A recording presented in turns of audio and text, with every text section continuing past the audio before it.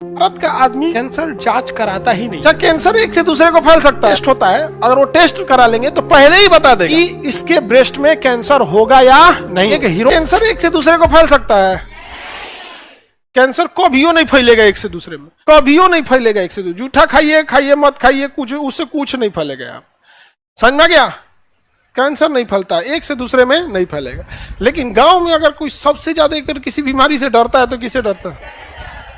किसे? कैंसर से। जबकि इससे कभी बीमारी वगैरह नहीं फैलती है। समझ में आ गया कि नहीं? इसके कुछ कॉमन चीजें हैं, तो इसके लिए थोड़ा सतर्कता की जरूरत है।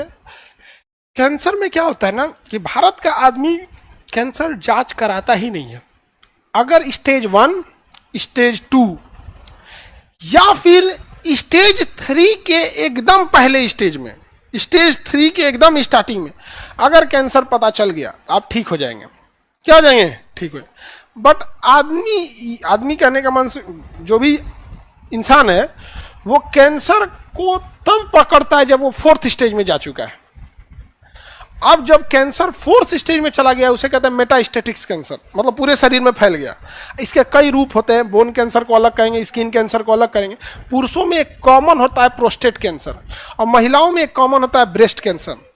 इसके लिए कई टेस्ट होते हैं, इस पे हम पूरा डिटेल से बताएंगे। BRCA1 BRCA2 अगर टेस्ट करा लेंगे तो पहले ही बता देगा कि ये इसमें मतलब महिलाओं में ना या तो ओवरी में हो जाएगा, यूट्रस या ओवरी में हो जाता है, या फिर ब्रेस्ट में हो जाता है।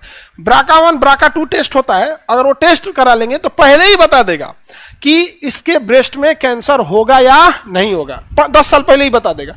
एक हीरोइन है बॉलीवुड की, उसने टेस्ट कराया। जब टेस्ट कराया तो उसमें हमारे जीन में अलग अलग जीन के अलग अलग नाम है। तो उस जीन का नाम है, एक जीन का नाम है BRCA1 और एक का नाम है BRCA2।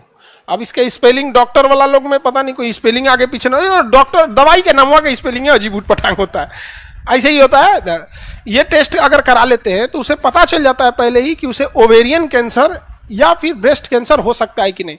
तो एक बॉलीवुड की कोई हीरोइन थी, उसने चेक कराया तो उसे कैंसर था ही नहीं और ना ही कोई कैंसर के लक्षण थे।